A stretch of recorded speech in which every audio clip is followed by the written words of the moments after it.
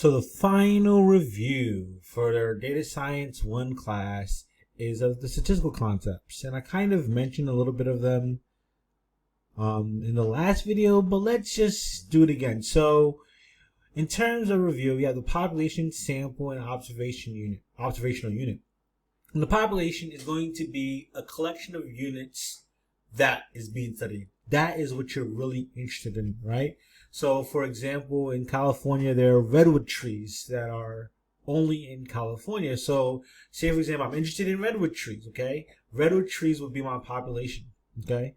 However, I can only observe just a few of them, or not all of them, just a subset or a collection from that population of redwood trees. So that's going to be my sample, okay? So my sample is just a small collection that I'm actually going to measure and evaluate. An observational unit is just going to be one of my redwood trees, so just one element from that population, okay?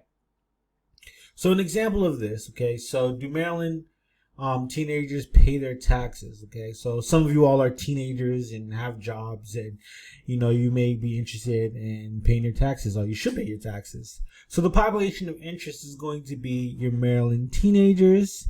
I'm going to randomly select Sherwood High School students to evaluate in terms of my my sample, and then a Maryland teenager is going to be my observational unit. Okay, a Maryland teenager.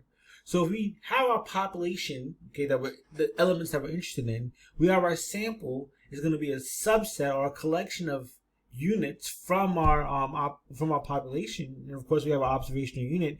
We have to know what kind of information we're going to collect from each and every observation within our sample, and the kind of information that we're going to collect is called variables. Okay. So the variables that we're going to consider, at least the types of variables that are possible in terms of considering, is going to be quantitative variables. And a quantitative variable is any variable that can take a numeric value that you can add or subtract or multiply or divide with. A categorical variable is just a description. And last but not least, categorical binary is a description that only has two options.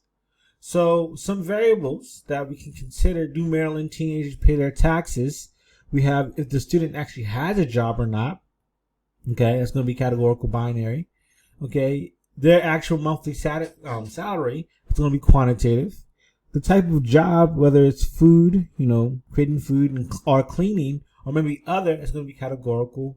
What year or what grade level they are, whether they're freshman, sophomore, junior, or senior, that's going to be categorical. And then finally, maybe distance in miles between their job and their home is going to be quantitative. For fun, why don't you all take a moment and create 3 new variables based on this particular situation that might be of interest. All right. Well, thank you again, and I look forward to talk to you all in class.